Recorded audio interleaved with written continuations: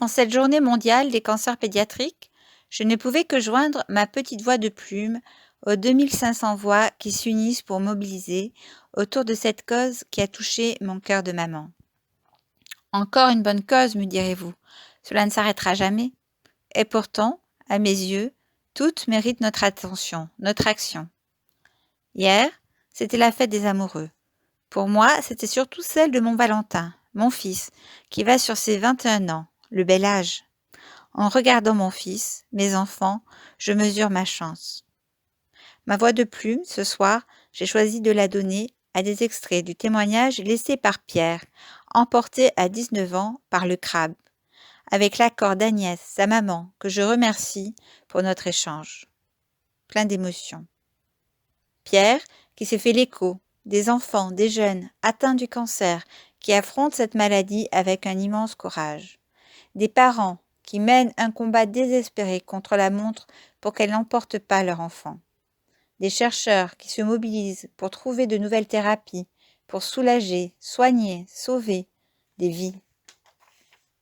Et puis les associations, les artistes qui s'engagent à leur côté, auxquels je voudrais rendre hommage, que j'ai pu rencontrer au cours d'un concert caritatif orchestré par Christophe Rouvier, qui a su réunir de grands cœurs autour de cette cause, la lutte contre les cancers pédiatriques. Alors à la fin de cette voix de plume, je vous invite à suivre les liens, les publications, à les relayer autour de vous. Merci pour eux.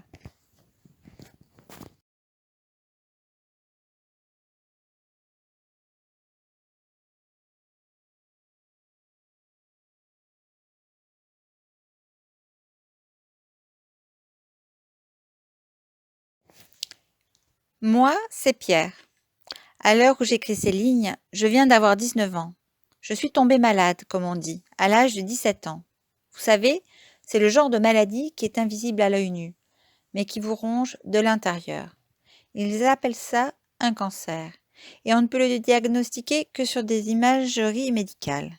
Enfin, à part s'il vous arrive d'un moment à l'autre de vous casser le bassin en shootant dans un ballon, de manière improbable.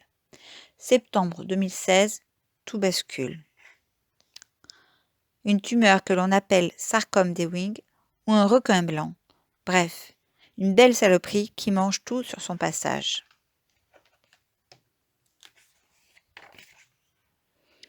La chimio, c'est inhumain. Personne ne mérite ça. Au début, on peut penser que c'est juste un médicament qui donne des nausées et fait perdre les cheveux. Mais c'est plus complexe en vérité. Je vais vous décrire cette période de traitement de manière subjective, avec les bons, mauvais moments et les avantages et inconvénients. Celui que je retiens, la liberté. C'est seulement lorsqu'on est accroché à un poteau pendant 5 jours, temps d'une cure, que l'on se rend compte à quel point être libre de ses mouvements est essentiel à l'être humain. Les dommages collatéraux corporels importants. La toxicité des traitements est très importante et néfaste. Il y a donc beaucoup d'effets secondaires. Il y a aussi les paresthésies ou douleurs neuropathiques. Tout ça, ça fout un coup au moral. Quand le corps est au plus bas, l'envie de baisser les bras apparaît très rapidement. La tête ne suit plus.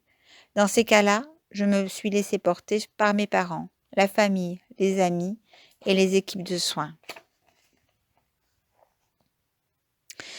J'ai suivi mon traitement hémato à Nice, en séjournant principalement à l'hôpital et en revenant à la maison de temps en temps. La première partie du traitement a duré 6 mois. 6 mois de calvaire, mais aussi de super moments. C'est à ce moment-là que l'on se rend compte de la chance que l'on a tous les jours. Mais surtout, on combat tous ensemble sans relâche, jour et nuit. Nous sommes dans l'action. Le quotidien est rude pour tout le monde. Les amis, la famille, les parrains, les marraines. Je me suis rendu compte à quel point la richesse des relations humaines est importante.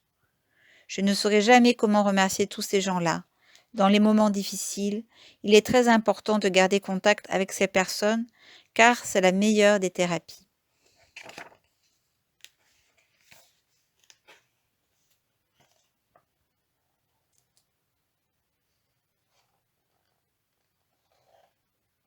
Cette période se déroule à la Timone, à Marseille. On y réside durant plusieurs mois, au fur et à mesure des séjours récurrents. Nous apprenons la patience. Je suis bloquée, allongée pendant une longue période, mais nous rions. Nous regardons souvent la télé et nous découvrons de super films. Je connaissais la programmation de la semaine par cœur. Retour en urgence à la Timone, à Marseille.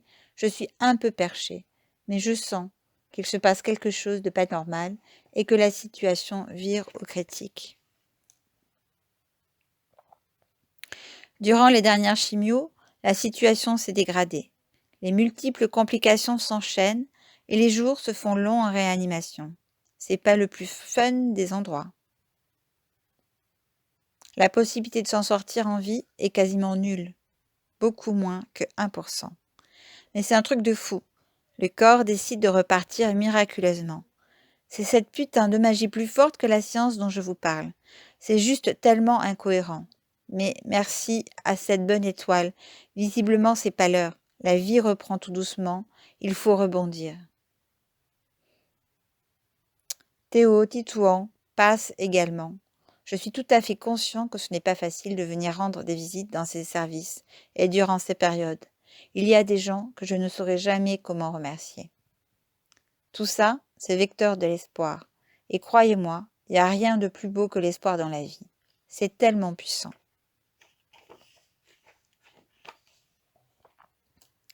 Place de la Liberté. Le -3, c'est à Nice, à l'Archer, 2. C'est le seul endroit de l'hôpital où il y a un petit olivier. L'olivier est au centre de la petite place. On a aussi décidé de l'appeler Place de la Liberté. C'est mon échappatoire, un endroit où j'aime aller, respirer, me recueillir et recevoir des gens. C'est un lieu où je me sens bien. J'y ai mes habitudes, mon banc, je connais tous les vigiles. Descendre au -3, c'est arrêter le temps, souffler, respirer, voir autre chose qu'une chambre de 10 mètres carrés. Sur cette place, j'y ai laissé toute une partie de mon vécu. Même en lit, les filles me descendaient prendre le soleil. Vraiment, de sacrées balades et de bons souvenirs.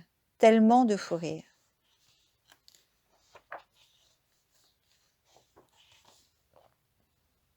Le handicap. C'est vrai que j'aime pas trop ce mot. Les gens en font une catégorie bien distincte la plupart du temps, alors qu'un handicapé est un être humain comme tout le monde. Moi, j'en ai une perception différente parce que j'en ai côtoyé de nombreux, et je vis le handicap au quotidien. Pour moi, ils sont bien plus intéressants que nombre d'autres personnes. Je les considère un peu comme des super-héros, car avoir un handicap permet de développer tellement de nouvelles qualités. Cela, c'est ce qu'on appelle la capacité d'adaptation. C'est que le corps humain montre à quel point il est fabuleux anatomiquement. Même psychologiquement, le handicap peut freiner, mais il est au final une des plus grandes forces qui existent sur Terre. Souvent, on parle d'une vie d'avant et d'une vie d'après. C'est la période que prend le corps humain à entamer un deuil et rebondir. Bien sûr, tout dépend des accidents, des contextes. Je m'adapte au fur et à mesure. Je rêve d'une vie tranquille. Tous les jours, je rêve que c'est soit la quille. Mais je me suis fait choper par ce grand méchant qu'on appelle le cancer. Un obscur mécréant. En tout cas, moi, j'y crois. J'ai jamais rien lâché. 9 mois de chimio. Putain, ça fait chier. Mais il n'y a qu'à encaisser. Pas le choix. Pourtant, ton instinct marche droit.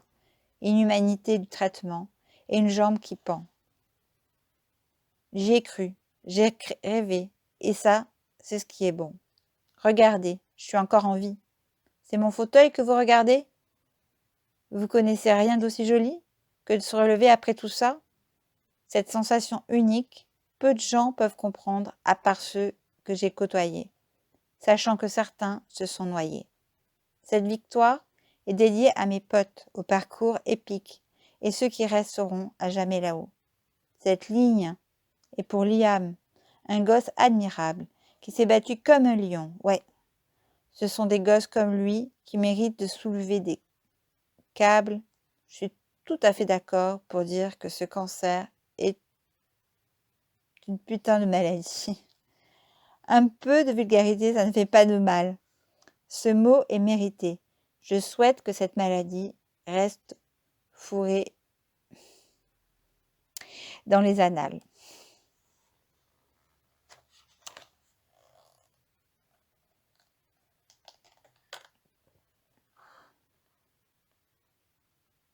Quand un cancer est très gros, dans la plupart des cas, il se propage.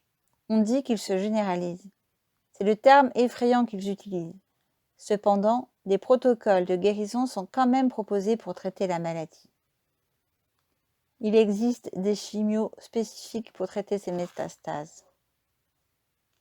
Métastase, c'est un terme qu'on ne peut pas entendre et celui qu'on redoute le plus en tant que patient. Je crois que c'est vraiment un des pires diagnostics qui existent. Mais tant que le combat est jugé jouable, des protocoles de guérison sont proposés. Il y a toujours une chance. La mort. C'est la pire angoisse de l'être humain. Beaucoup choisissent de l'éviter, de la repousser de leur esprit jusqu'à ce qu'elle pointe le bout de son nez. D'autres y sont confrontés au quotidien, la côtoient régulièrement ou l'ont approchée de près. Il est très dur de percevoir son aspect puisque la valeur du mot varie selon les gens. Mais c'est souvent la manière dont on voit la mort qui impacte la vie aussi. Moi, c'est quelque chose qui m'angoisse au point d'en être paralysée. J'ai très peur de partir, mais surtout de laisser quitter les gens que j'aime. Tout autant que j'ai trop peur de perdre des gens qui me sont chers. On en est tous plus ou moins conscients, mais on peut la comparer à une épée de Damoclès au-dessus de la tête. Personne ne sait quand elle peut tomber. Il serait plus logique qu'elle tombe sur quelqu'un touché par un cancer, mais n'importe qui peut se faire écraser par un bus ou une voiture à tout moment. C'est ce que je perçois de ce mot en tant que touché par le cancer. Mais j'ai aussi compris que maladie ou pas, tout le monde y est confronté. La vie, c'est monter tous les matins sur le ring. Tous les matins, quand tu te lèves, dès la première seconde, tu es confronté à la réalité du réveil. Faut savoir encaisser, même par surprise, et envoyer quand on a l'opportunité. Sur le ring, tu es seul. Personne ne peut se battre à ta place. Mais regarde bien autour du carré. Prends quelques secondes pour ouvrir tes yeux, observer. Autour du ring, il y a tous ceux qui sont là, qui se battent à tes côtés, qui t'aident, te soignent, t'encouragent. Bref, même s'ils ne peuvent pas monter sur le ring à tes côtés, ils sont là.